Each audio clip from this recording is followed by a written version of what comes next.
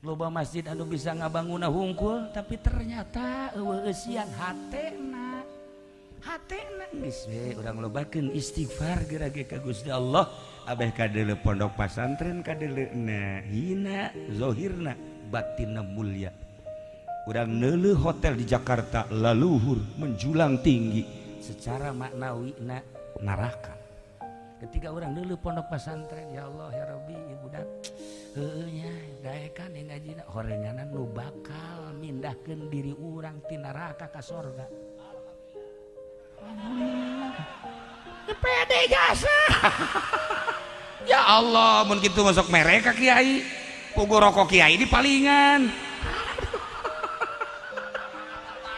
Atuh nu mata ka Ki Jamal embungeun ge jeung nyana. Asal naon ngariung berkat leungit Ki Jamal. Momonon berkat.